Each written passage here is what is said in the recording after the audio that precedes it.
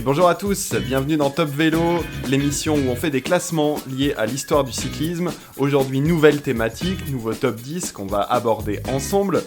On va évoquer un petit peu les fantasques, c'est le mot que j'ai placé dans le titre, je vais détailler un petit peu ce que j'évoque derrière tout ça. On parle des incompris, des rockstars, des poètes du vélo, les fous, les parias, bref, tous ceux qui ont eu un comportement, un charisme particulier, une attitude qui dénote dans le milieu du cyclisme. Et donc on va avoir un épisode aujourd'hui très haut en couleur, avec des personnalités... On va aller du drame aux plus grandes joies finalement. Donc on va brasser assez large et puis encore une fois toutes les époques, c'est le jeu. J'essaye de temps en temps de parler un petit peu de l'histoire du cyclisme en général. Donc on va aller un petit peu plus loin que l'époque actuelle. Vous l'avez compris aujourd'hui, top 10 des coureurs les plus fantasques et on va voir ça tout de suite.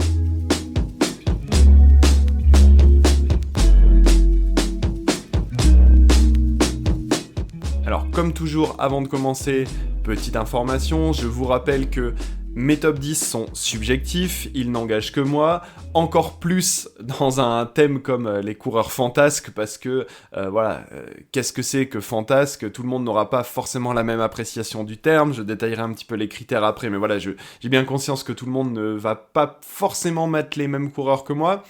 Il n'y a pas de moyen de quantifier la quantité de fantasquitude d'un coureur. Donc, voilà, c'est très subjectif. Moi, j'ai essayé un petit peu quand même. Je pense qu'il y a des noms qui vont revenir et avec lesquels vous serez quand même assez d'accord. Mais bon, voilà, libre à vous d'envisager le terme d'une manière différente. C'est aujourd'hui, encore une fois, très subjectif. Ceci étant dit, évidemment, comme j'ai dit... Fantasque, c'est intangible. Je peux pas vous dire, lui, il est 20 sur 20 en fantasque parce qu'il y a ça dans son palmarès sur sa carte d'identité. Non. Donc, je me suis basé sur certains critères quand même. J'ai essayé d'évaluer un petit peu le charisme des coureurs dont on parle. Ça, on peut quand même un petit peu l'évaluer. La capacité à avoir une personnalité en décalage, soit en décalage avec son temps, soit en décalage avec... l'ensemble du peloton, être quelqu'un d'un peu original, on va dire. On va évidemment juger sur les actes, ça c'est quantifiable. Est-ce qu'on a quelqu'un qui a eu un grand coup d'éclat, ou est-ce que tout au long de sa carrière, finalement, elle a été émaillée de tout un tas d'actes loufoques, fantasques, emblématiques ? Que ce soit en course ou en dehors, je vais essayer de raconter un petit peu des petites histoires qui touchent à la fois à ce qui se passe dans le peloton, mais aussi à ce que ces gens-là ont fait en dehors. Vous allez voir que pour certains, il se passe plus de choses même en dehors. Donc c'est aussi marrant d'en parler un petit peu, ça sort un petit peu de ce que je fais d'habitude. On va moins s'attarder, vous avez compris aujourd'hui, sur le palmarès. Le but n'est pas de classer les coureurs fantasques du plus fort au moins fort, mais bien du plus fou au moins fou. Évidemment, on va évoquer aussi... des coureurs très joyeux, qui irriguent de leur joie de vivre, de leur plaisanterie, des coureurs drôles parfois. Et puis parfois on va évoquer aussi des destins tragiques, parce que c'est aussi ça, qu'être fantasque, quand on est un petit peu en décalage, qu'on est un petit peu fou, parfois on est aussi incompris, on prend des décisions un peu foireuses, on a vécu des choses pas cool, et donc dans la liste, là, j'ai quand même des coureurs qui ont eu une vie difficile. Donc on va aller un petit peu dans toutes les émotions, le positif, le négatif, j'ai essayé de brasser un petit peu tout. Voilà. Globalement, vous allez voir qu'on a quand même affaire à des gens qui vivent un petit peu dans l'excès, un peu plus ou moins, et qui s'en sortent plus ou moins bien avec ça. Donc j'espère en tout cas que je vais vous faire découvrir le destin de certaines personnes à travers cet épisode, que vous allez trouver ça intéressant. Et puis on va commencer tout de suite notre top 10 à la 10e place. 10e place, Bradley Wiggins. C'est le plus britannique de tous les Britanniques, Bradley Wiggins, mais c'est aussi bien plus que ça. Alors vous le connaissez déjà peut-être, puisque c'est un coureur qui est quand même assez récent, qui est né dans les années 80, qui est lui-même fils d'un coureur australien. Alors il est britannique, il est anglais, Bradley Wiggins, parce qu'il grandit à Londres, donc il passe toute son enfance dans la métropole londonienne. C'est avant tout un pistard, il commence sa carrière sur la piste, il a un gros succès sur la piste, il est champion olympique, recordman de poursuite, et il fait la transition vers la route, tout en continuant sa carrière sur piste, où il devient naturellement un très gros rouleur, fort dans le contre-la-montre, dans l'effort solitaire. C'est logique, quand on est pistard, c'est une qualité qui se transpose bien. Et il connaît une métamorphose physique totale au début des années 2010, avec la perte de 10 kilos pour se préparer à la montagne. Il en a marre finalement de se contenter à ses efforts plats, typiques de la piste, et il veut passer à autre chose, il veut passer un cap dans sa carrière. Donc il se prépare à la montagne.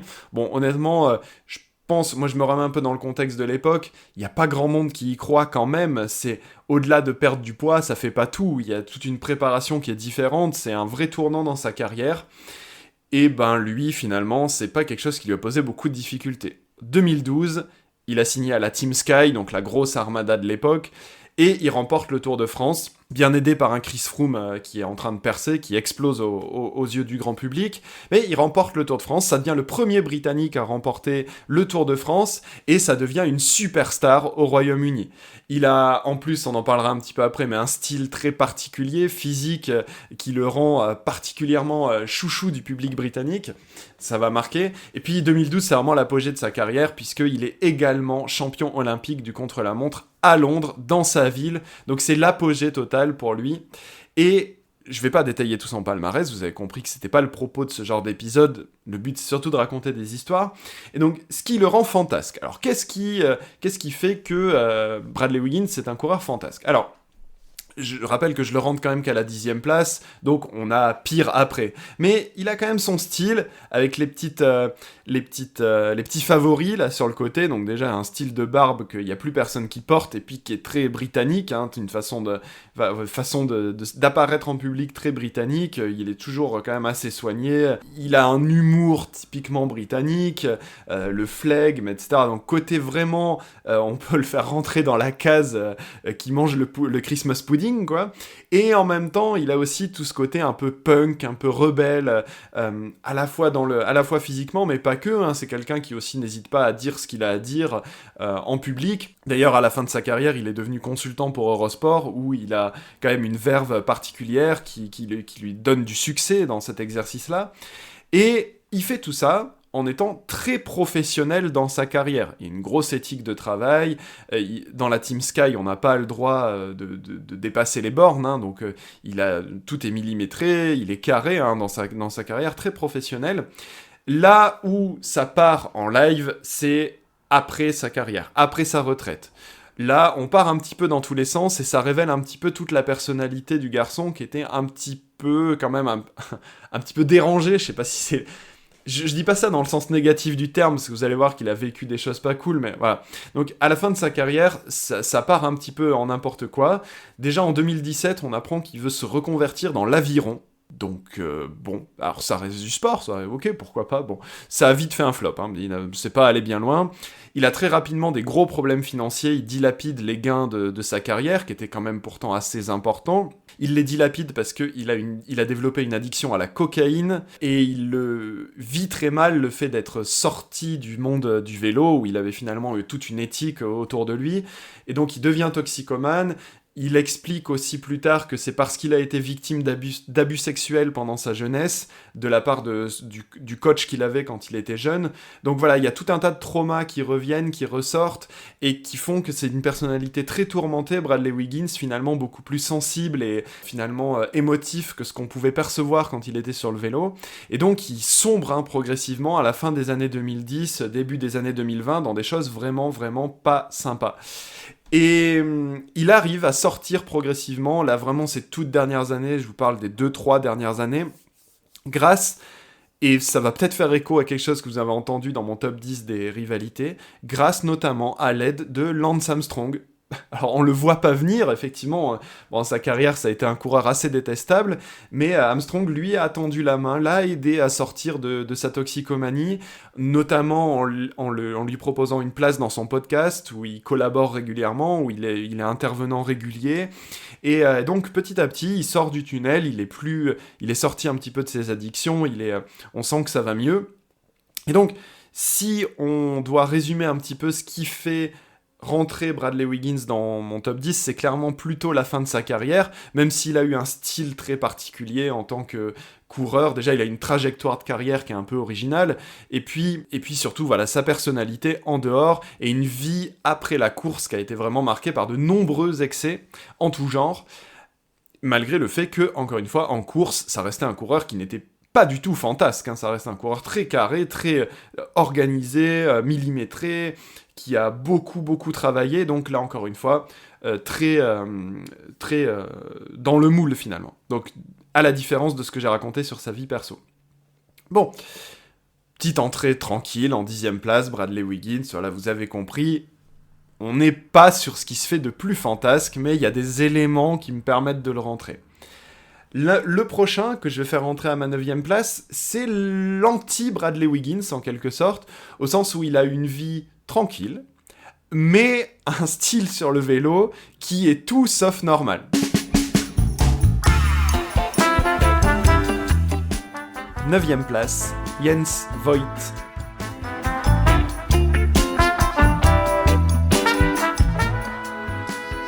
Jens Voigt, c'est le baroudeur ultime.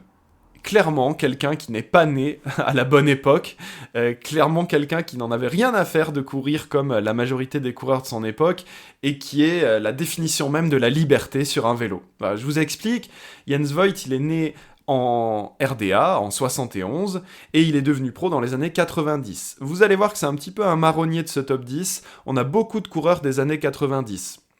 Peut-être que l'époque s'y prêtait, je sais pas, mais en tout cas... Probablement, puisque Jens Voigt fait partie de cette caste des coureurs des années 90, un petit peu atypique. Alors, il s'est fait une spécialité, Jens Voigt, des échappées kamikazes de plus de 200 km, il part le matin sur un très grand nombre de courses, la plupart du temps ça ne fonctionne pas, mais il s'amuse bien tout seul devant, c'est quelqu'un qui n'aime pas rester dans le peloton. Il a aussi une très longue carrière, puisqu'il a fait du vélo pendant 18 ans, hein, en professionnel, et il a quand même eu quelques succès, 2 étapes du Tour de France et une étape du Giro. Donc une belle carrière pour Jens Voigt. Ce qui le rend fantasque, c'est son style de course. Clairement, les échappées fleuves comme ça, typiques des années 50, 60, de l'immédiat après-guerre, on va dire. Lui, il a couru comme ça toute sa carrière. Il a déclaré parfois à la presse qu'il était, je cite, programmé pour souffrir. Donc c'est quelqu'un qui n'a pas peur de se faire mal sur un vélo. Une grande longévité, je l'ai déjà dit, et puis surtout beaucoup d'humour, beaucoup de légèreté, à la fois sur le vélo et puis dans les interviews avec les autres. C'est quelqu'un qui était très aimé dans le peloton, qu'il est toujours d'ailleurs, puisqu'il gravite un petit peu toujours autour de ce milieu. Il a travaillé à Eurosport également, je crois qu'il y travaille encore, hein, si je dis pas de bêtises. Très connu pour son expression « shut up legs », donc fermez-la les jambes, taisez-vous les jambes, par rapport au fait qu'il se faisait souffrir en permanence au niveau de ses cuisses. Voilà, c'est quelqu'un de très joyeux, qui dégage une grande joie de vivre, qui a gardé une certaine âme d'enfant, et qui en est devenu le chouchou du public, pas seulement en Allemagne, mais sur les routes des courses qu'il parcourait, parce que c'est un animateur, voilà, c'est quelqu'un qui, par son style très atypique, a animé toutes les courses auxquelles il participait, et c'est des coureurs qui font beaucoup respirer, qui donnent du plaisir, qui font du bien. Il a aussi ce capital sympathie développé par le fait qu'il parle plusieurs langues, donc il s'adresse à la presse avec aisance, au public avec aisance, mais sans arrogance, c'est quelqu'un vraiment de très attachant. Et je pense que dans mon top 10, c'est l'un des coureurs les plus sympathiques. Il y aura débat, mais il est clairement peut-être le coureur le plus sympathique de l'histoire, vous me direz ce que vous en pensez. Puis surtout un coureur complètement en dehors du temps, comme je l'ai dit. Même si je le monte pas plus haut dans mon top 10, parce que ça reste, vous l'avez compris, une personnalité très équilibrée. On est loin des excès, des addictions de Bradley Wiggins, par exemple, quelqu'un qui est tout à fait normal dans sa tête, malgré le petit penchant masochiste pour se faire mal quand il est sur le vélo, mais ça, je pense que c'est quelque chose qu'ont un petit peu tous les cyclistes. Donc, voilà, Jens Voigt, 9ème place, et c'est déjà pas mal. Et j'ai envie, pour la 8ème place, de continuer à rester un petit peu dans la thématique des baroudeurs fous qui tentent l'impossible.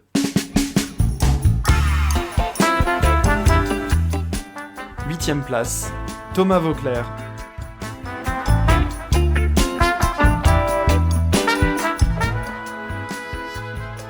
Il y a énormément de points communs entre Thomas Voeckler et Jens Voigt. Je vais essayer de faire pas trop long, puisque j'ai déjà parlé de Thomas Voeckler dans mon top sur les cyclistes français du 21e siècle, mais je vais insister quand même sur ce qui le rend un petit peu fantasque, et surtout par rapport à Jens Voigt, il y a ce brin de filouterie supplémentaire, on va dire, qui fait tout le sel de Thomas Voeckler. Alors, il est né en 79 en Alsace, il passe toute sa jeunesse en Martinique, Thomas Voeckler, et il passe pro en 2001. La belle histoire qui fait démarrer sa carrière, c'est le Tour de France 2004, et puis il connaît son apogée en 2011 avec toute l'épopée à nouveau avec le maillot jaune, je reviens pas trop là-dessus, vous connaissez, puis j'en ai déjà parlé. Il a un très beau palmarès, 2 fois champion de France, 4 victoires d'étape sur le Tour de France, 4e de cette même course en 2011, 2 fois porteur du maillot jaune, donc un gros palmarès fourni, et surtout, je vais m'attarder sur ce qui le rend un petit peu fantasque et attachant dans sa personnalité. C'est un coureur qui a une sincérité absolument désarmante. Quelqu'un qui, auprès des médias, auprès du public, dit constamment ce qu'il pense. Il est d'une transparence totale. En 2011 notamment, quand il arrive au bout de ses limites et qu'il perd son maillot jaune, il avoue aux journalistes « Je n'avais plus de force, mais j'avais encore de la fierté ». Je pense que ça résume pas mal ce qu'est Thomas Voeckler, c'est un coureur qui est quand même assez orgueilleux aussi, tout en étant attachant et sympathique, l'un n'empêche pas l'autre, mais voilà, qui a sa fierté, qui a son orgueil, qui a fait sa marque de fabrique, les grimaces dans l'école, on sait pas s'il va bien, s'il va pas bien, il en rigole lui-même, il admet qu'il fait semblant de grimacer à certains moments pour faire croire à ses adversaires qu'il est mal, et puis après il va placer son attaque et personne n'est capable de suivre. À l'inverse, parfois il grimace et il souffre vraiment, et on voit qu'il explose complètement, visage rouge, maillot ouvert, etc. Donc, toute cette expressivité visuelle qu'il a et qui le rend si à la fois loufoque et en même temps humain, très sincère en fait, et en même temps parfois un petit peu filou, dans la même lignée, quoi. Il a aussi, comme Jens Voigt, ce refus de se conformer aux diktats du cyclisme moderne, en imposant son propre style de course, un style offensif, plein de panache, tout comme le coureur allemand que j'ai évoqué précédemment. Et puis c'est un coureur qui s'est démarqué par sa loyauté viscérale envers son équipe, déjà en ayant une longévité folle dans la même formation, petite formation en plus, et sa loyauté également envers son pays, envers sa nation.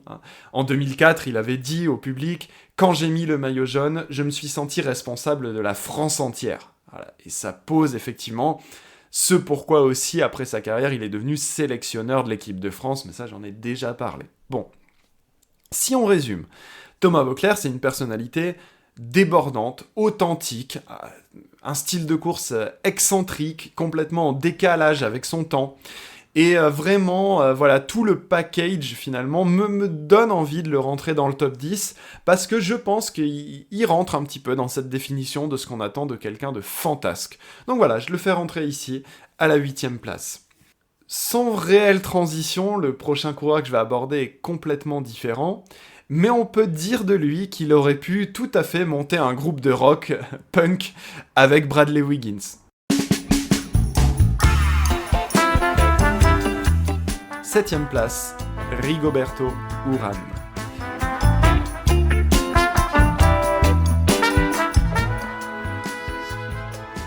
Alors, Rigoberto Urán, vous le connaissez peut-être pour son statut de sosie officiel de Mick Jagger, donc un vrai rocker dans l'âme, en tout cas dans la ressemblance physique.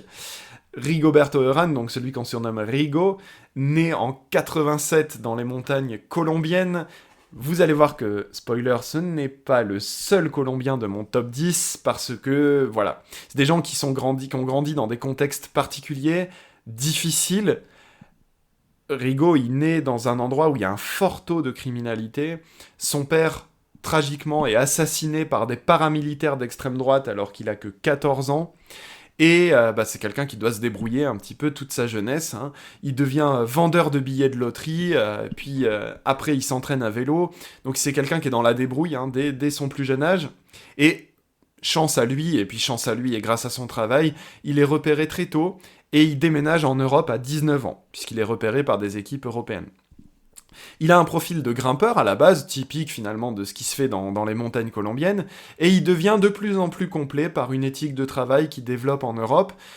Ça va devenir un rouleur tout à fait respectable, un puncher capable, ce qui le rend assez complet, assez polyvalent. Il se démarque, on va dire, à partir de l'année 2012 déjà, où il finit 2e des Jeux Olympiques, la course en ligne, puis où il va performer sur les classements généraux des grands tours. Il est 2e du Giro en 2013, puis à nouveau en 2014, et 2e également du Tour de France 2017. Donc un beau palmarès, pas beaucoup de victoires, parce que c'est son style qui veut ça, c'était un grimpeur plutôt suiveur que réellement offensif, on va pas se mentir, mais très capable, et qui a quand même des résultats, comme on l'a dit. Il a une belle longévité, hein, puisque quand il prend sa retraite, c'était en 2024, c'était l'année dernière, il avait 37 ans, donc une belle et longue carrière. Et je vais m'attarder quand même sur ce qui le rend particulier, hein, ce qui le rend fantasque. Alors déjà, bon, hormis son physique, que j'ai évoqué en introduction, c'est quelqu'un qui est très drôle. C'est une vraie boîte à blagues, qui a toujours des histoires drôles à raconter, qui est toujours dans la déconne finalement, qui a des citations cultes, plus quoi savoir en faire. Hein. Je vais en isoler une, mais voilà. Si la vie te donne des citrons, ajoute du sel et de la tequila. J'adore. En plus, ça résume pas mal son parcours de vie. Hein. Et bon, des citations comme ça, il en a plein, donc ouais, je vais pas toutes les faire. Mais son charisme, sa joie de vivre en ont fait une vraie superstar nationale, au point qu'il a joué dans une série Netflix à son honneur, en sa mémoire finalement. Série Netflix qui s'appelle Rigaud, qui est sortie en 2023. Je ne saurais quoi vous en dire parce que je l'ai pas vue, mais... Voilà, on voit clairement une personnalité qui dépasse le cadre du vélo, qui a un aura particulier en Colombie. Si on devait le résumer, Rigaud, c'est plutôt rire que pleurer, quoi, parce qu'on a compris qu'il avait un parcours de vie extrêmement difficile, ce qui en fait quelqu'un de très touchant, et en même temps un coureur aussi qui, certes, n'a pas été particulièrement spectaculaire sur le vélo, mais qui a obtenu des bons résultats tout en ayant une personnalité très attachante, haute en couleur, amusante, joviale, un petit peu comme Jens Voigt finalement, les deux se seraient probablement bien entendus s'ils avaient couru dans la même équipe. Puis voilà, son style de rocker, son style un peu aussi hors norme, hein, en dehors des clous, en font finalement pour moi un vrai coureur, une vraie personnalité fantasque, et j'avais envie de le rentrer dans mon top 10 à la 7ème place. Et pour faire la transition vers le suivant, on va aller vers vraiment ce qui se fait de plus opposé. Rien à voir, finalement.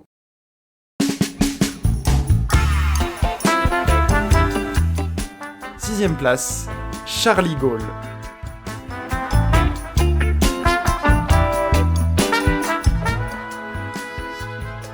Charlie Gaulle, c'est celui qu'on appelle l'ange des montagnes. Et là, on revient beaucoup plus en arrière dans le temps, et c'est un des seuls que j'ai qui date d'une époque aussi lointaine, puisque Charlie Gaulle, il est né en 1932, au Luxembourg. C'est le fils d'un facteur, et c'est un garçon timide dans sa jeunesse, qui passe son temps dans la nature, qui déteste la ville, qui aime le silence, la campagne, et donc finalement rien à voir avec quelqu'un qui aurait une personnalité agitée, exubérante. Il est extrêmement introverti, mais à un point, vous allez voir, qui en fait pour moi, finalement, un coureur fantasque, alors qu'il a une personnalité qui, de base, ne l'est pas du tout. Je vous explique. Déjà, dans son style de course, c'est un délire. C'est un coureur qui ne performe que dans le mauvais temps, qui n'apprécie que la pluie. Il a dit à plusieurs reprises, « Plus il fait mauvais, mieux je me sens ». Voilà, donc déjà, on comprend pas trop. C'est un grimpeur pur, hein, pour ceux qui connaissent pas trop, puisque voilà, on parle de quelqu'un qui est quand même vieux, hein, très très ancien. Grimpeur pur, qui a un gros palmarès, hein, si vous connaissez pas, Charlie Gaulle, il a remporté un Tour de France en 1958, 2 maillots à pois, 2 Tours d'Italie et 21 étapes de Grand Tour, donc un énorme palmarès pour le coup. Et il fait tout ça en étant... un véritable ovni. Un véritable ovni, j'ai pas d'autres mots, ce qui révèle finalement son amour du froid, de la pluie, de la neige, c'est une étape du Tour de France dont je voulais vous parler un petit peu, qui relie Briançon et Aix-les-Bains en 1958. À l'époque, je vous rappelle les distances, 247 km l'étape, hein, avec plein de cols à franchir, bien sûr, sinon c'est pas rigolo. La météo du jour, froid, pluie, neige. Il remporte l'étape en solitaire, avec 10 minutes d'avance sur Raphaël Gemignani, où il lui reprend le maillot jaune, et où il va remporter le Tour ensuite. Et il explique, à l'arrivée, il explique aux médias, « J'étais seul dans le brouillard, j'avais mal partout, mais c'est là que j'étais bien. » On n'a pas compris, hein, personne n'a compris. Vous avez compris que si Jens Voigt, c'était un masochiste, et ben Charlie Gaulle, c'est clairement un suicidaire, hein, je sais pas comment le dire autrement. Vraiment, vraiment un gros masochiste du vélo, du mauvais temps. C'est vraiment Au-delà de ça, dans sa personnalité, l'anti-rockstar, c'est pas du tout quelqu'un qui se fait remarquer pour ses coups d'éclat, comme c'est le cas d'autres coureurs que j'évoque ici. Il fuit les journalistes, il fuit la célébrité, il déteste ça. On raconte aussi qu'il est un petit peu lunaire, mystique, voilà. Après une défaite sur une étape du Giro, on raconte, bon, c'est des racontards, voilà, je suis pas en train de vous dire que c'est vrai, mais l'anecdote est revenue plusieurs fois, qu'il serait resté plusieurs heures tout seul dans un fossé, trempé, en attendant que le temps passe, assis là, sous la pluie. Bon, bizarre, voilà. Et la fin de sa carrière est complètement mystique. La fin, je veux dire, sa retraite est complètement comportement de moine. Il s'isole, il vit en ermite, reclus, dans une cabane dans les bois, au Luxembourg, et tenez-vous bien, il vit dans cette cabane pendant 20 ans. Quoi? Donc, on parle d'un type, il en avait tellement marre de la célébrité, du fait d'avoir été exposé médiatiquement, qu'il a senti le besoin de vivre 20 ans dans une cabane dans les bois, sans eau, sans électricité. Voilà. Alors, il est ressorti de sa cabane dans les années 80, avec vous imaginez, un physique d'ermite, voilà, et où il va reprendre une vie un peu plus normale. Il explique qu'il est resté là parce qu'il avait besoin de silence. Voilà. Je vais poser ça là, je vous laisse juger un petit peu, mais pour moi, on est quand même sur quelqu'un qui est très fantasque, très loufoque, une personnalité vraiment décalée, maso dans son style de course, et en même temps monacal dans sa vie, en fait, solitaire, mais très très solitaire, quoi, à un point très très prononcé. Voilà, donc clairement, pour moi, ça rentre dans le top 10. Peut-être que ça pourrait même monter plus haut, mais il y a tellement du lourd au-dessus que, voilà, j'ai pas osé le monter plus, mais quand même, clairement, ça m'a fait bien marrer de me renseigner sur ce coureur et de le partager un peu avec vous. Pour aller voir un petit peu le prochain, je peux vous dire que si Charlie Gaulle, c'est la glace, la personnalité du suivant, c'est clairement le feu.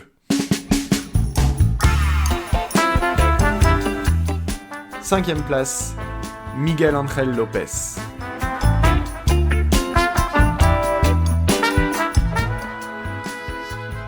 Superman, celui que l'on surnomme Superman, et je vais vous raconter pourquoi on le surnomme comme ça, parce que c'est pour le coup assez marrant, et révélateur un petit peu du garçon que c'est.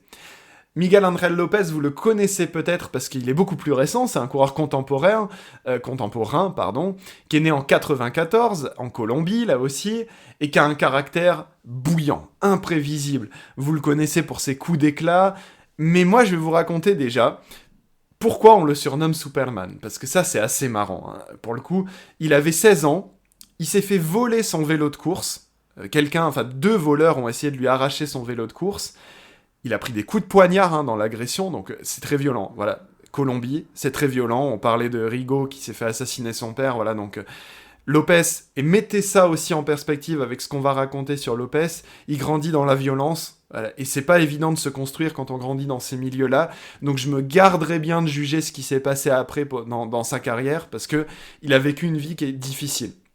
Donc, je reviens à mon anecdote. Il se fait voler son vélo, il se prend des coups de poignard, mais il rattrape les voleurs, il les attrape, il les défonce à coups de poing. Il a pas peur, hein. Les gars sont armés, hein. Il a pas peur. Il les défonce à coups de poing, il les met en fuite, et il récupère son vélo. Franchement, j'adore l'anecdote. Et il a expliqué un petit peu, quand il est revenu sur l'explication par rapport à son surnom, il a dit de lui-même « Je ne suis pas un super-héros, mais je n'abandonne jamais ». Et ça peut résumer, oui et non, ce qui s'est passé dans sa carrière, parce que le « je n'abandonne jamais », on le mettra un petit peu en perspective plus tard, mais voilà. Clairement quelqu'un qui ne se laisse pas faire, qui a une personnalité, voilà, vous avez compris, bouillante, imprévisible. Et d'un point de vue sportif, il est repéré très jeune, il a une éclosion très rapide dans le monde professionnel, il a que 22 ans quand il remporte le Tour de Suisse, il est 3 fois meilleur jeune de Grand Tour, en 2017 sur la Vuelta, en 2018 et 2019 sur le Giro, dont il fait 2 fois podium, une fois podium Vuelta, une fois podium Giro en 2018, 4 étapes de Grand Tour, dont la mythique étape du col de la Loze sur le Tour de France, qui remporte devant Pogačar, devant Roglič, devant tous les meilleurs. Et c'était une étape extrêmement difficile. C'est donc un grimpeur pur, hyper explosif, très sec, très léger, qui est né pour grimper vraiment, et qui a du talent, un talent fou, c'est un monstre. Il est hyper fort, Miguel Angel Lopez. Je pense qu'on se souvient pas parce que il a disparu un petit peu des radars, mais quel talent incroyable en montagne. Mais il est assez vite rattrapé par son tempérament de feu, qui le rend ingérable pour ses directeurs sportifs. Malheureusement, ça, on le repère assez vite, dès le Giro 2019, où il chute un petit peu à cause d'un spectateur, il se relève et il va défoncer le spectateur, il le tape et il lui met des coups de roue de vélo. Allez voir les images, parce que c'était filmé. Donc, scène assez incroyable, où il frappe ce spectateur-là. Je dis pas que le spectateur l'avait pas volé en soi, mais quand même la réaction très sanguine de Lopez, on le connaît pour ça. Également, même chose, Vuelta 2021, il abandonne, sans prévenir son équipe, à 2 jours de la fin, parce qu'il a été victime de la stratégie de course de la Movistar, qui certes est discutable, mais qui peut aussi se justifier, qui peut se comprendre, où il se retrouve lâché, dans le groupe des perdants, on va dire, et plutôt que de continuer, il abandonne, parce que voilà, il refuse de subir. Donc clairement, il a beaucoup d'orgueil, et il réagit à l'instinct, il réfléchit pas, Lopez, il y a quelque chose qui lui plaît pas, il arrête, voilà. Et il s'explique à l'arrivée en disant « Je suis pas une machine, quand on me manque de respect, je réagis. » Donc clairement, explication, coureur très sanguin.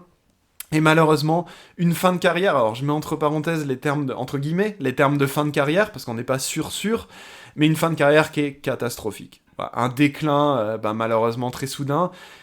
Après ce qui s'est passé à la Movistar, il s'en va chez Astana parce que clairement le courant passait plus avec le staff et avec les autres coureurs. Donc il essaie de relancer un petit peu sa carrière dans cette équipe et il est suspendu assez vite pour des liens qu'il avait avec un docteur un petit peu bizarre dans des affaires de dopage. À cause de ces affaires-là, il est un peu persona non grata en Europe.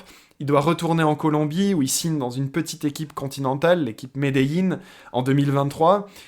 Où il est à nouveau suspendu 2 ans pour usage d'hormones de croissance.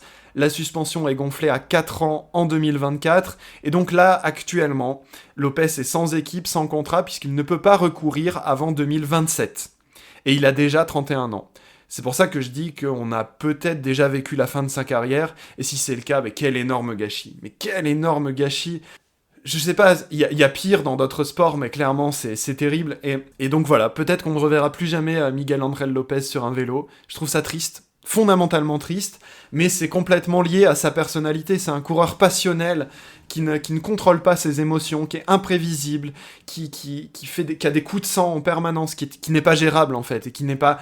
probablement pas assez professionnel pour le monde professionnel, et puis c'est comme ça. Ça restera un coureur qui avait un talent fou, mais qui a explosé en vol, qui ne pouvait pas gérer son tempérament, et qui est le produit de son environnement, qui a grandi dans une Colombie violente, voilà, et qui a vécu des choses, et moi, voilà, comme je vous ai dit, je me garderai bien de le juger par rapport à ça, mais on peut que être un peu triste, finalement, du destin qu'il a eu, même si je sais qu'il a ses détracteurs, qu'il a ses... Et je comprends qu'on puisse le détester, mais clairement, il avait quelque chose, et il a quelque chose qui le rend unique. Miguel Angel Lopez, et je pense que je pouvais pas ne pas l'évoquer dans un top 10 sur les coureurs les plus fantasques. Miguel Angel Lopez, c'est un destin tragique, mais beaucoup moins tragique que le coureur suivant. 4e place, Marco Pantani.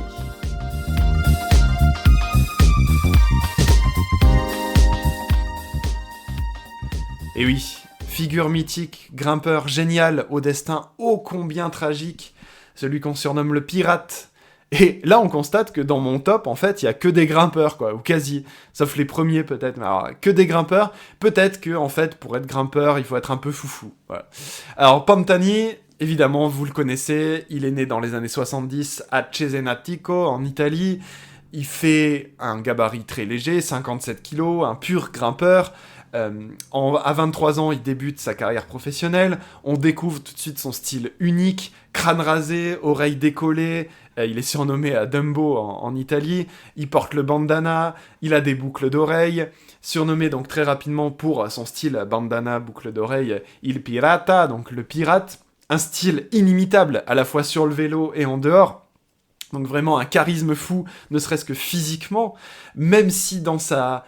dans sa façon de s'exprimer, il n'était pas particulièrement à l'aise ou particulièrement loufoque, mais voilà, le style très très particulier.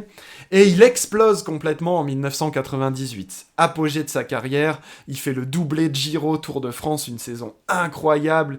Et il va tellement vite qu'il doit freiner dans les virages de l'Alpe d'Huez, c'est une folie. L'année 98 de Pantani, c'est incroyable. Il bat tous les records en montagne, c'est fou, c'est complètement fou. Alors, on sait pourquoi il bat tous les records en montagne, évidemment, voilà, on va parler un petit peu de dopage, mais c'est un coureur incroyable. C'est la première fois depuis Indurain qu'on fait le doublé Giro Tour de France, plein de victoires d'étape, 16 en tout sur les grands tours, et ça devient une figure quasiment religieuse en Italie, un peu comme Maradona en Argentine. Il y a tout un mythe, une religion qui se développe autour de Pantani, c'est un coureur qui a une aura extraordinaire, et qui transcende aussi les frontières, mais clairement pour l'Italie, c'est une légende.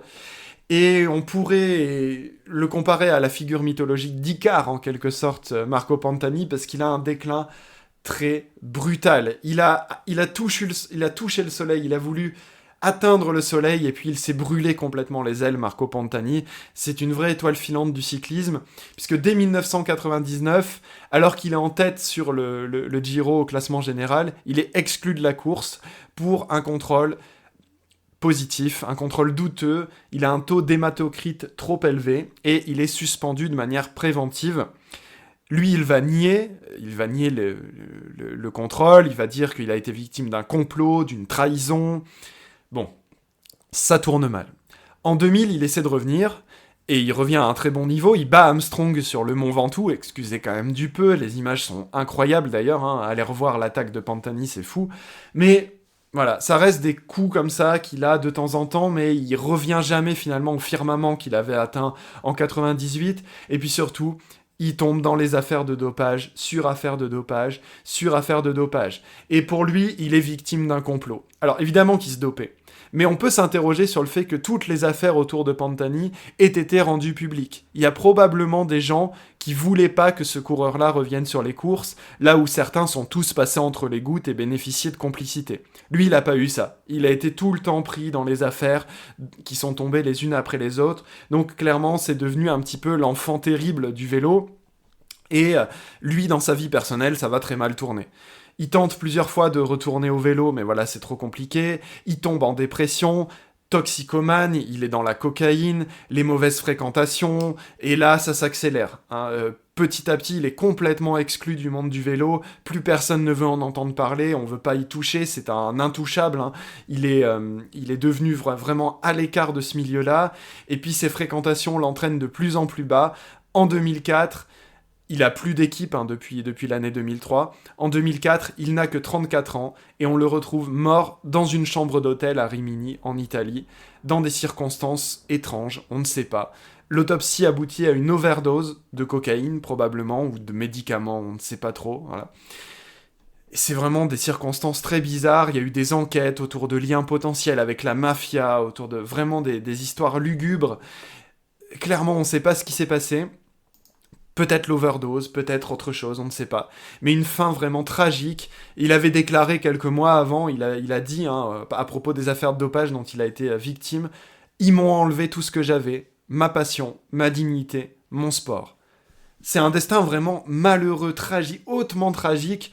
Et c'est un personnage qui a été charismatique au possible, vous l'avez compris, à la fois sur le vélo, en dehors, de par son physique, et puis quelqu'un qui était très tourmenté, qui a été très atteint psychologiquement dans sa tête, qui en même temps a été victime de son époque où on pouvait pas performer si on prenait pas des produits dopants, et qui en même temps a été trahi par ses liens avec des fréquentations très très malhonnêtes, des mafieux, etc. Et donc vraiment un personnage très tourmenté, un personnage de conte, un personnage mythologique, et qui est resté une icône légendaire en Italie. Les Italiens lui ont tout pardonné. Pour ça, je peux citer Nibali en 2014, le grand Vincenzo Nibali, qui avait déclaré « Pantani n'a jamais triché avec son cœur ». Et je pense que ça résume assez bien le fait qu'on peut avoir encore aujourd'hui de l'attachement pour un coureur comme Pantani, qui était un tricheur, qui évidemment a été l'un des plus grands dopés de son époque, mais qui par sa personnalité, est complètement hors norme, et a un destin tellement tragique que finalement, on a du mal à lui en vouloir pour ce qu'il a fait durant sa carrière. Donc voilà. Et si vous vous attendez à sourire à la 3e place, j'ai une mauvaise nouvelle pour vous. On va enchaîner sur un autre destin tragique. 3e place, Frank Vandenbroek.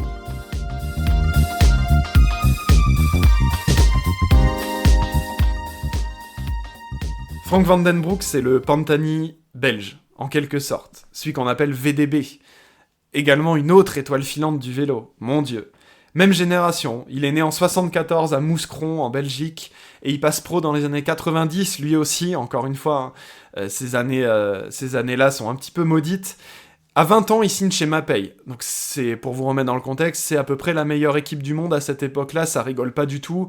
L'équipe Mapei, c'est l'ancêtre de la Quick Step et c'est la meilleure équipe de l'époque.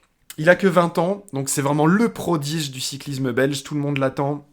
Il a à la fois le talent et l'attitude d'une star. Pendant toute sa carrière, voilà, Vandenbroek, c'est le bling-bling, les grosses voitures, les montres, un petit peu le comportement d'un footballeur dans le corps d'un cycliste, voilà, si je dois un petit peu être méchant avec le ballon rond, mais voilà, vous m'avez compris, ce qui lui vaut le surnom aussi de Bimbo.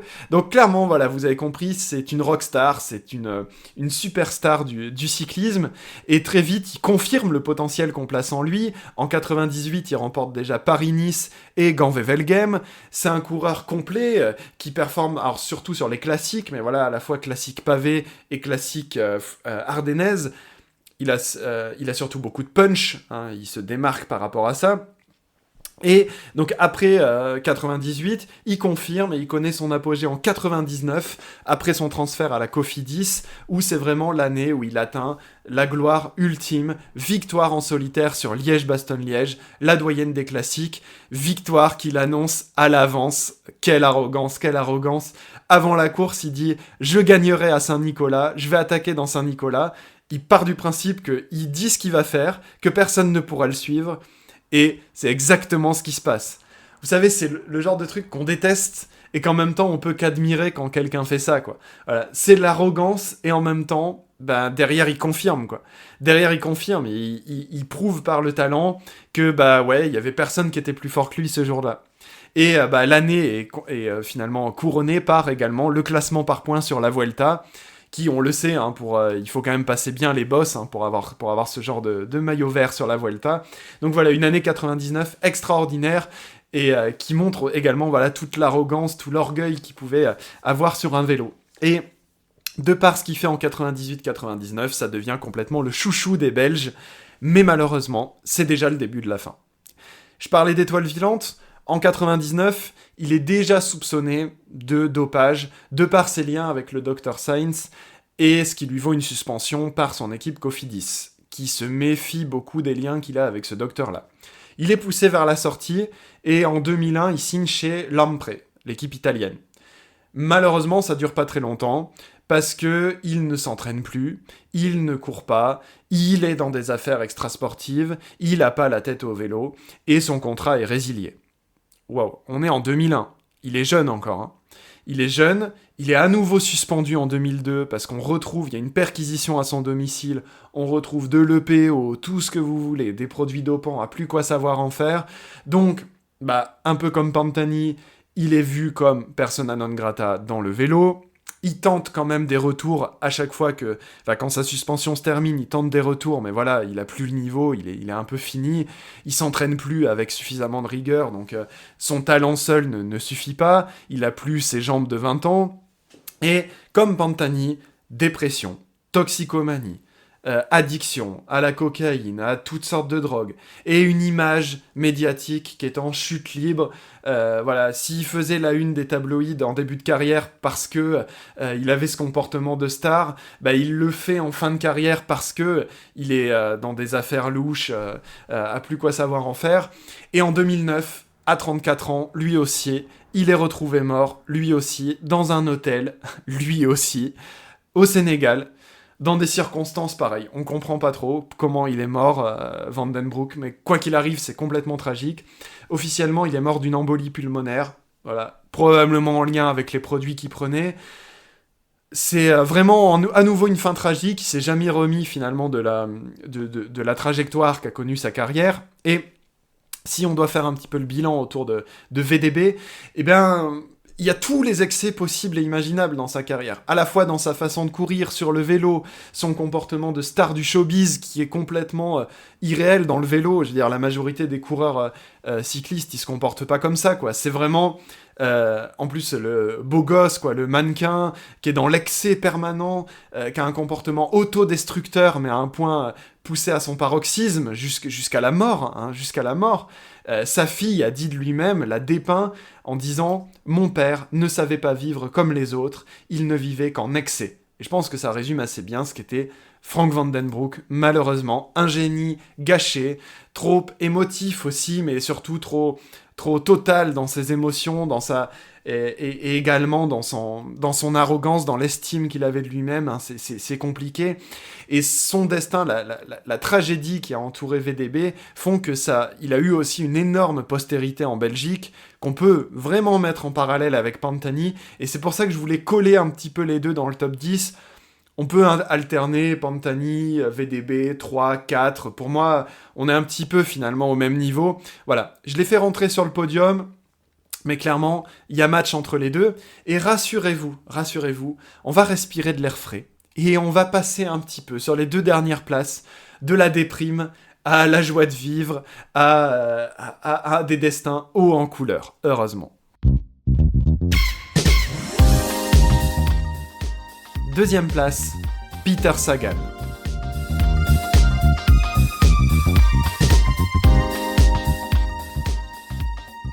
Et si le mot fantasque a été placé dans le dictionnaire, c'est quand même pour désigner Peter Sagan. Non, il y a sa photo dans l'encyclopédie quand on cherche le mot fantasque, non ?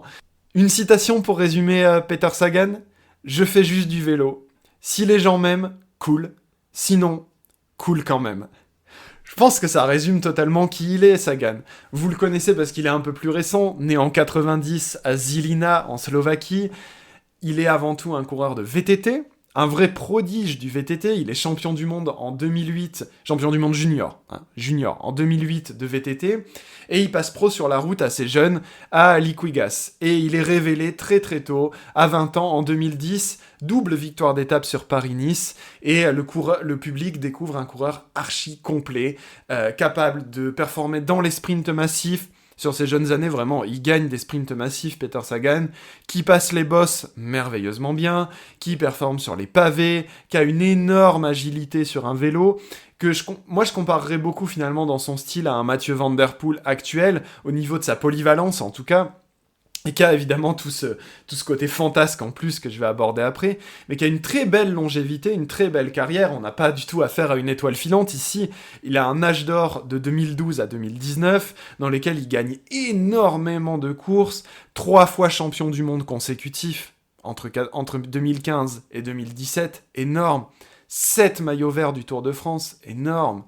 Tour des Flandres, Paris-Roubaix, Gand-Wevelgem, tout y passe, un palmarès absolument monstrueux. Et puis surtout, Peter Sagan, c'est un homme qui fait le show, c'est un showman né avec ses célébrations fantaisistes, quand il mime Forrest Gump en courant sur son vélo, quand il mime Hulk sur les podiums, quand il mime un tireur d'élite qui sort son fusil quand il gagne une étape. Enfin, vraiment, toujours le sens du spectacle, toujours l'envie de déclencher les sourires, les rires des spectateurs, les roues arrière dans l'école. Vraiment, quelqu'un qui s'amuse sur un vélo et qui veut communiquer sa joie de vivre au public, et ça, c'est vraiment incroyable.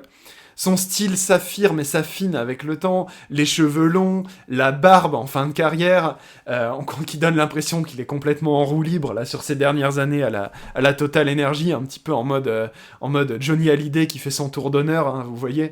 Donc, clairement, un coureur qui donne le sourire, qui a une complicité folle avec les spectateurs, avec les médias.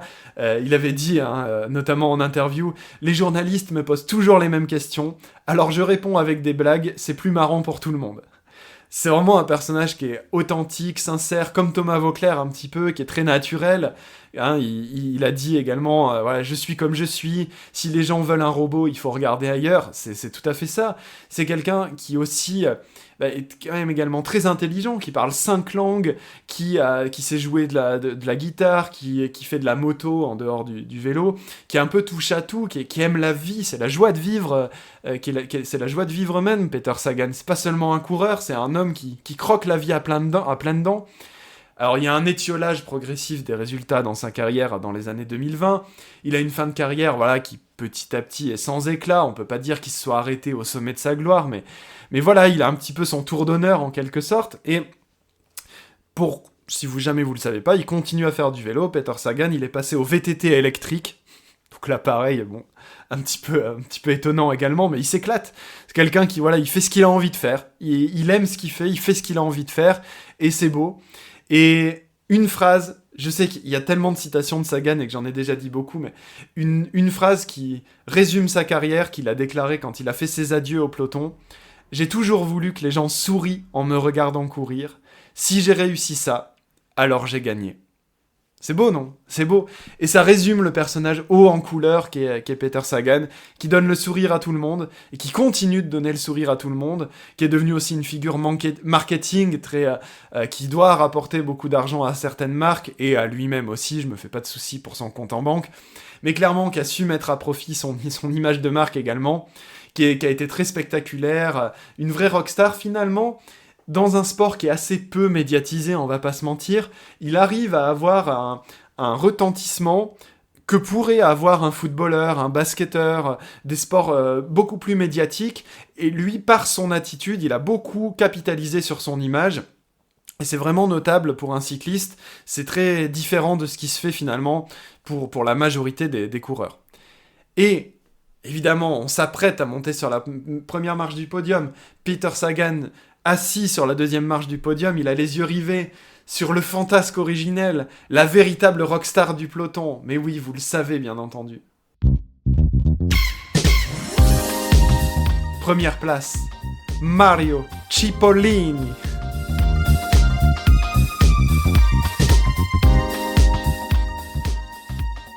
Il est né pour être une star, c'est l'Italien le plus charismatique possible, l'Alain Delon du vélo, mais c'est incroyable, Mario Cipollini, c'est une vraie rockstar, qui est né en 67, on parle encore d'un coureur des années 90, je sais, mais voilà, en Toscane, dans une famille passionnée de vélo, qui passe pro en 89, comme je l'ai dit, qui a ses meilleures années dans les équipes Saeco et Domina Vacanze, donc qui reste en Italie, et qui a déjà, pour lui, le gabarit d'un mannequin. Je parlais d'Alain Delon, voilà, il fait 1m89, Cipollini, il fait 80 kg, il a le bronzage permanent, il a les cheveux gominés, la belle mâchoire, le physique impeccable, toujours, vraiment, voilà, bon, évidemment qu'on le surnomme Super Mario, mais comme tous les Italiens qui s'appellent Mario, donc je vais pas épiloguer là-dessus, mais clairement, voilà, le mannequin qui fait du vélo, c'est... Au-delà du style physique incroyable qu'il avait, c'est l'un des plus grands sprinteurs des années 90-2000, avant d'être le macho italien qu'on connaît. C'est un sprinter incroyable. 42 victoires d'étape sur le Giro, un record non battu encore aujourd'hui. 12 étapes du Tour de France, Milan-San Remo et les championnats du monde en 2002. Donc un coureur qui a tout gagné, qui a gagné énormément de choses, très fort, et surtout dans un vélo spécialisé. Il est hyper spécialisé, ne lui demandez pas de faire autre chose que du sprint, ok ? Mario Cipollini, c'est pas un coureur complet, et il en a rien à faire d'être complet, il s'en fiche. L'équipe tout entière est organisée autour de Cipollini, c'est la star, donc il lui faut son train. 8 coureurs, ou 7 selon les courses, à son service total. Il a dit, notamment quand il était chez Saeco, « Je ne suis pas un cycliste, je suis une entreprise.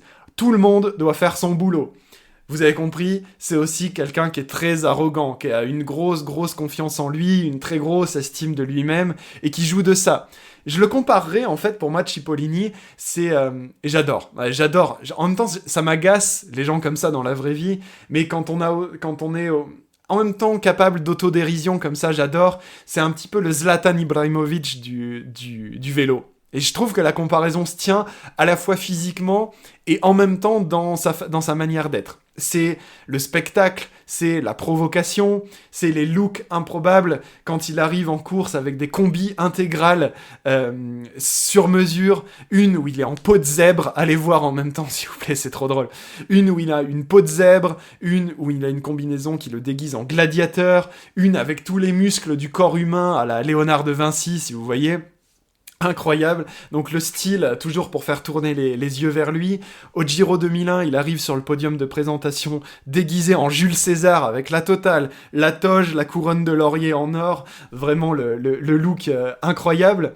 C'est le premier aussi sur le vélo à assortir son maillot distinctif avec le cuissard et le vélo, donc par exemple maillot rose, cuissard rose, vélo rose, ce qui à l'époque est interdit par les organisateurs et qui lui vaut toujours d'être en bisbille, en rififi avec les organisateurs, mais finalement bah, ça passe parfois parce que il a un tel charisme et le public l'adore tellement qu'on n'a pas non plus envie de trop lui rentrer dedans, mais voilà, il agace aussi un petit peu par ses comportements un petit peu de diva, on va dire. Et ce qui lui vaut aussi des tensions avec les organisateurs, c'est que par exemple sur les Tours de France, il les finit jamais. Le maillot vert, il s'en fiche. En fait, dès qu'il y a de la montagne, il abandonne. Il gagne les premières étapes, hop, il voit un col sur le profil de l'étape du lendemain, c'est ciao, il s'en va, il s'en fiche. Il prend ses clics et ses claques, il remonte dans son bus, et puis c'est terminé. C'est un esprit libre, et en même temps, voilà, qui lui vaut aussi de se faire souvent reprocher son comportement un petit peu de diva dans un sport qui tolère mal ça. C'est vraiment, quand on parle de forçat de la route, bah Cipollini c'est pas ça, c'est l'inverse, c'est vraiment tout l'inverse. Et donc il a un comportement qui agace dans le vélo, il est pas fait pour ça. Et en même temps, pourtant, bah, vous avez compris que c'était peut-être, avec Eric Zabel, le plus grand sprinter de son époque, donc en même temps il a eu beaucoup de succès. Pour résumer un petit peu sa carrière, j'ai une super citation de lui. Quand on lui a reproché son narcissisme, il a répondu « Je suis un artiste, et un artiste ne s'excuse pas d'être beau. » Ouais, c'est vraiment tout l'égocentrisme, la mégalomanie de Cipollini, en même temps son humour et son autodérision. Vous l'avez compris, il se prend pas non plus toujours au sérieux. Alors, sa carrière touche à sa fin en 2003, il y a un bref retour en 2008, pour ceux qui voient un petit peu, il est revenu quand il avait 41 ans dans l'équipe Rock Racing. Allez voir un petit peu cette équipe, c'était incroyable, il y avait que des quarantenaires de l'époque d'Armstrong qui étaient revenus. Bon, ça a fait un flop, hein, je vous rassure, voilà, ça a fait un flop. Depuis, il est devenu entrepreneur dans le vélo, il a sa marque de vélo, les vélos Cipollini, donc il a réussi, on va dire, sa reconversion. Même si, évidemment, à la fin de sa carrière, il a été aussi un petit peu rattrapé par les affaires de dopage. Hein, quand l'affaire Puerto a éclaté, on a découvert tous les liens qu'il avait avec le docteur Fuentes, et donc notamment ses titres de 2002, la Milan-San Remo et les championnats du monde. On a bien compris que il buvait pas que de l'eau. Bon, comme tous les coureurs de son époque, donc on peut un petit peu le relativiser malgré tout aussi. Et il a une postérité qui est énorme, il est toujours adulé, un petit peu comme Pantani, mais version beaucoup moins tragique, version plus joyeuse, hein, par les Italiens. C'est une personnalité, vous avez compris, qui dénote dans le vélo, un comportement de diva, de star, une excentricité totale sur et en dehors du vélo. Le mot fantasque a été inventé pour désigner, certes, Peter Sagan, mais qui a été inventé aussi pour désigner Mario Cipollini. Donc, vous les mettez dans l'ordre que vous voulez. Pour moi, il va monter en numéro 1, ne serait-ce que pour cette phrase « Je ne suis pas arrogant, je suis juste le meilleur ».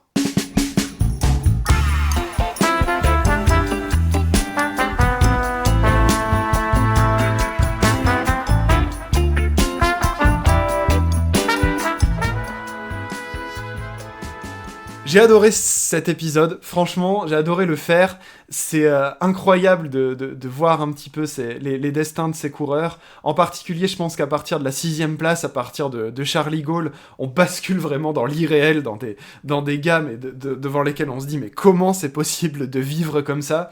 Et voilà, vous avez compris un petit peu de tragédie, un petit peu de comédie. En même temps, c'est vraiment des destins humains fantastiques. Et j'adore replonger dans ces destins-là, dans des coureurs des années 90 qui étaient complètement dans une autre façon de vivre et dans une autre époque. Donc incroyable. Pour conclure, quelques mentions honorables tout de même, des coureurs que j'ai pas rentrés dans mon top 10, pour des coureurs actuels, tiens. puisqu'il n'y a pas de coureur... Bon, Lopez, d'accord, bah, on ne sait pas s'il va remonter sur un vélo. Pour les coureurs actuels, peut-être que pour vous, moi j'y ai pensé très fort, peut-être que Tadej Pogačar, c'est un coureur fantasque.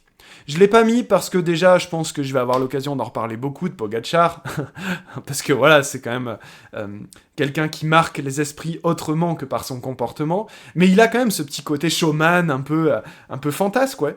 Pour moi, il rentre un peu dans cette catégorie. Même Remco en soi, hein, avec ses célébrations, le côté un petit peu footballeur, un petit peu m'as-tu vu, un peu aussi arrogant parfois, grande gueule, il pourrait rentrer dans ce top. Je pense que vous avez pensé aussi à Quinn Simmons, avec son style de biker américain, les boucles d'oreilles, les favoris, les cheveux longs, le côté showman, le maillot de champion des États-Unis. Je vous avoue que je l'ai pas rentré aussi, parce que j'ai un peu de mal avec certaines de ses prises de position politiques, notamment. Il y a des déclarations qu'il a eues en début de carrière qui, moi, me font un peu tilter. Mais même si je suis objectif, je pense que les coureurs que j'ai évoqués sont quand même un peu plus fantasques que lui. Lui, c'est surtout de l'apparence. Voilà, c'est surtout de l'apparence. Et puis, pour des coureurs plus anciens, j'ai pensé aussi à des coureurs comme Claudio Capucci ou Laurent Fignon, qui avaient eux aussi leur charisme, leur personnalité. Mais voilà, je suis assez content avec les 10 que j'ai placés là-dedans. Peut-être que j'en ai oublié, mais honnêtement, je m'en fiche, c'est pas grave. C'était l'occasion de raconter 10 belles histoires pour moi, et donc j'espère que ça vous aura plu. Je vous rappelle, avant qu'on se quitte, le classement du jour. Hop, je remonte ma liste jusqu'à la 10e place. Bradley Wiggins, 9e, Jens Voigt, 8e, Vauclair, 7e, Uran, 6e, Gaulle, 5e, Lopez, 4e, Pantani, 3e, Vandenbroek, 2e, Sagan, et 1er, Cipollini. Voilà, dites-moi si vous êtes d'accord avec ce top, si vous saviez tout, si vous avez découvert des choses en m'écoutant. Moi, en attendant, je vous dis à la prochaine, et puisqu'on va, à partir de la prochaine fois, commencer une nouvelle série qui, j'espère, va être sympa à faire et va vous plaire. Je vais faire un petit peu le bilan de la saison 2025 à travers une série d'épisodes, il y en aura 5 en tout, où on va classer progressivement les équipes, les 25 équipes les plus importantes du peloton, on va dire, en fonction de leur bilan sur la saison 2025. Ça va être l'occasion de faire un bilan un peu plus approfondi de ce qui s'est passé sur cette saison, parce qu'on a déjà fait le top 10 des meilleurs moments, mais voilà, je vais faire un bilan un peu plus approfondi. Donc la prochaine fois qu'on se retrouvera, ce sera pour le premier épisode du top 25 des bilans 2025. En attendant, portez-vous bien, et je vous dis à la prochaine pour un prochain épisode de Top Vélo.